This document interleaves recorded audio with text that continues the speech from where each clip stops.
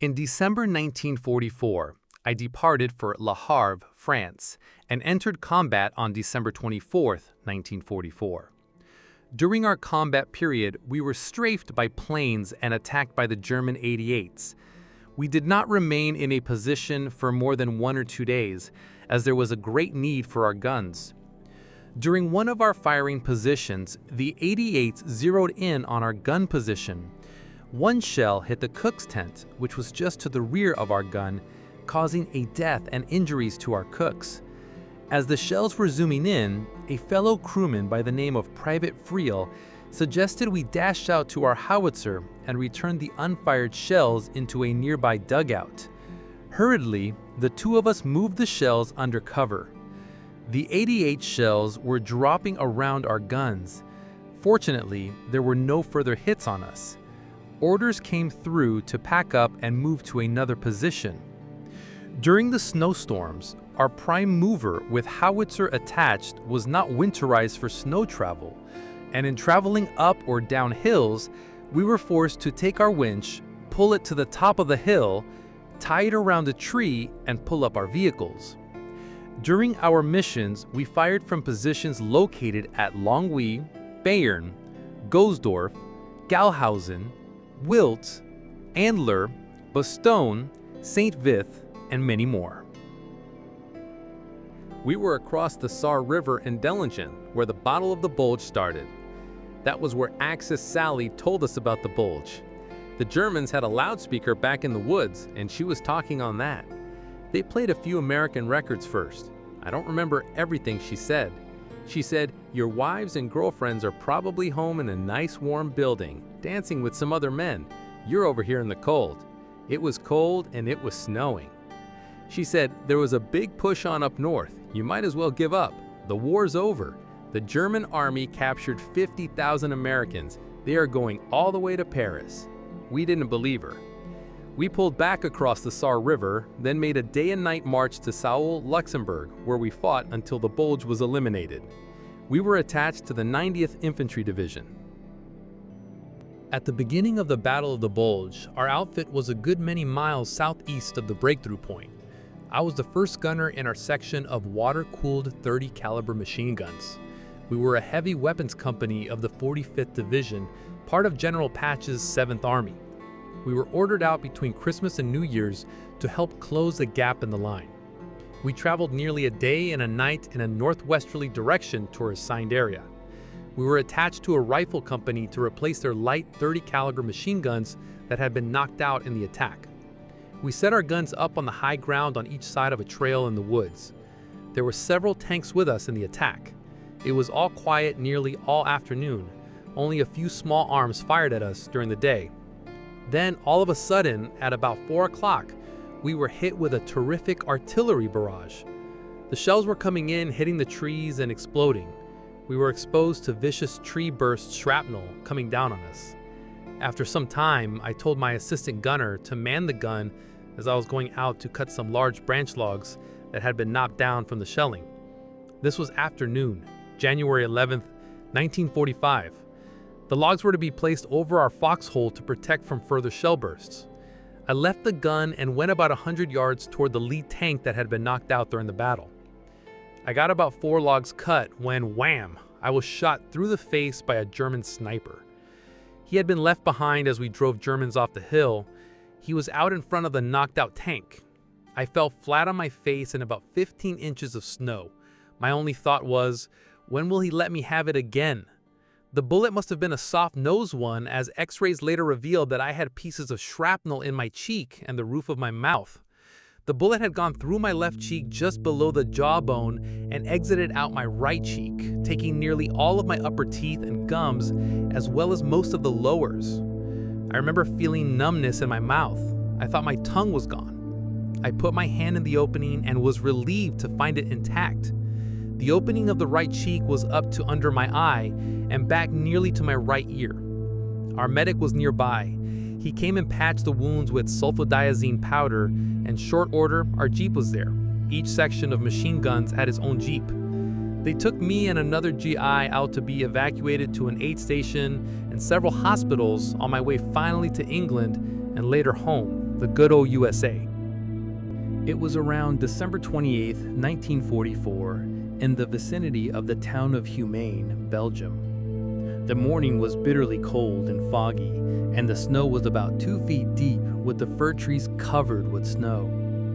Our platoon was the point as we reconnoitered through the dense forest towards our objective, the high ground overlooking a snow and fog-covered valley, the enemy lines being about 400 yards to our front. We dug our foxholes, securing our position until the orders came to attack the enemy. The fog was heavy. Visibility was only about 20 yards. Darkness began to set when the platoon leader met me. He was about to place concertina barbed wire in front of our defensive positions. The platoon leader was to make contact with the platoon on our left flank. I was to contact the platoon on the right flank. We separated with the fog getting dense and darkness falling rapidly. I thought I had walked more than far enough to contact the platoon on the right flank so we could start setting up the barbed wire in front of our defensive position. Getting near, I started to walk more slowly. I did not want to startle anyone as I came upon them out of the fog, thinking I was the enemy and be shot at. Wondering when I would make contact, I slowed down considerably, walking in the wrong direction. Approaching enemy lines, I heard German voices. Visibility in the thick fog was about 6 feet. From the sounds I heard, I calculated that I was 20 yards from an enemy machine gun position. If I had made a sharp step or sound, I would have been riddled with German gunfire. Not knowing exactly where the enemy was, I listened again for their voices. When I heard the Germans speaking again, I slowly and quietly turned around and walked back safely to my platoon's position. It seemed like ages before I made it back. On or about December 22nd, 1944, elements of the 2nd Battalion of the 319th Infantry Regiment of the 80th Infantry Division, supported by Company H, made a night attack on Hayterscheid and forced the Germans out. During the day of December 23, 1944, I was on guard duty at Company H command post on the main street, when lo and behold, here comes a German truck into town. A tank blocked the road behind them so he couldn't retreat. I cocked my rifle and put a round in the chamber and fired at the driver. The windshield shattered, but the truck continued on for a half block and came to a stop in the middle of the square. At that time, all hell broke loose and everyone started shooting at the truck. It was loaded with Germans that soon ceased to exist. On the evening of December 23rd, a clear moonlit night, when I was on guard duty again, Bed Check Charlie skimmed over the rooftops and dropped a bomb on 2nd Battalion Combat Patrol, narrowly missing it, but put the gun turret of a TD beside it out of commission. I saw Bed Check Charlie clearly, but he went by so fast, I didn't get a chance to shoot. The morning of December 24, about daylight, something woke me. I looked out the second-story window and saw men, camouflaged in white, sneaking along the road and back of the house. Since I knew our men had no reason to be infiltrating, I opened fire. The shot woke everyone else in town. The shooting went on for about 10 minutes and we pinned down the Germans, which must have been the scouting element for the tanks. Because lo and behold, a column of 29 German tanks and half-tracks, loaded with men, came up out of the draw and back of the town and surrounded it. I figured this was the end of me because we had already heard about the massacre at Malmedy. I figured I might as well keep shooting until the end. The Germans never got off the half-tracks to attack. Using some bazookas and rifle grenades and the help of a couple of TDs and AP guns, we set 11 tanks and half-tracks on fire and many Germans burned to death in their seats.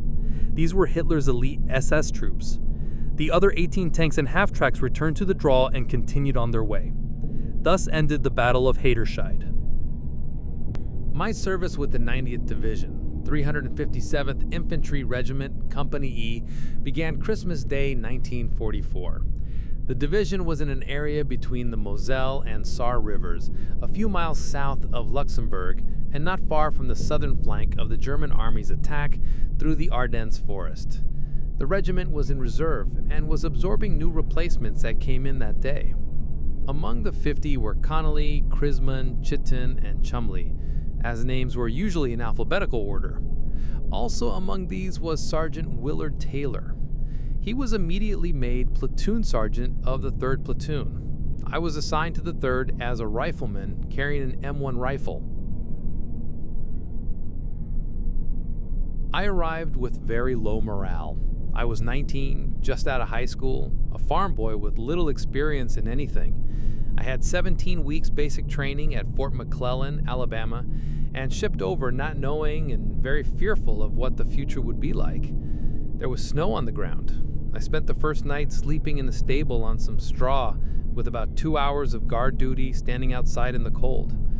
My first experience with the real thing began January 6 when the 90th moved into Luxembourg to take its place in the Battle of the Bulge. This first engagement was quite an experience. The weather was bitter cold and with heavy snow. Within 2 hours after engaging the enemy, Private Connolly was hit in the arms. He was evacuated to the hospital and went home. Some remarked about how lucky he was and called it the $1 million wound. Several days later, Private Chittum came to me holding his arm. He had a bullet hole through the fleshy part of the arm. I gave him first aid, bandaged the wound, and he left, walking to the rear to find the aid station. I never saw him again. I suppose that was another $1 million wound. Another of the 50 replacements was killed the first day out, but I do not recall his name. We all knew it could happen, but just did not want to believe it did. I hesitate to tell of my own experiences those first few days. Many who were not there would think I fabricated the details.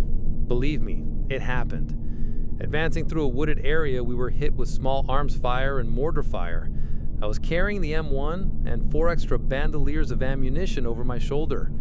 All of a sudden, 2 of the bandoliers dropped to the ground in the snow.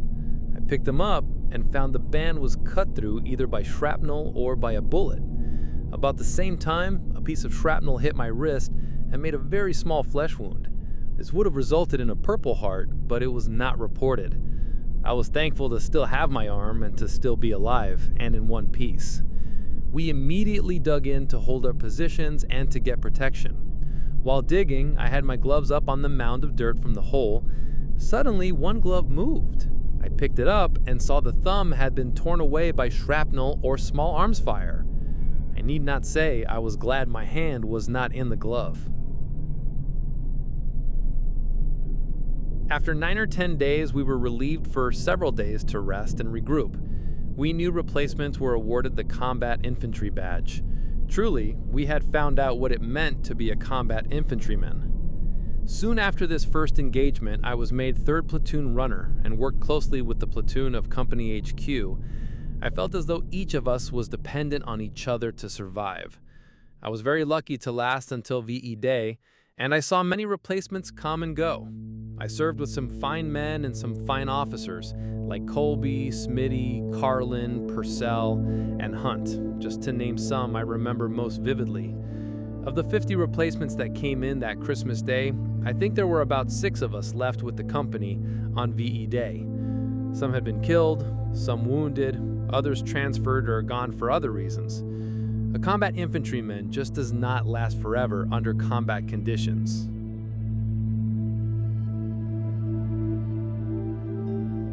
If you enjoyed this video and are still not subscribed, please consider it, as it really helps me out a lot.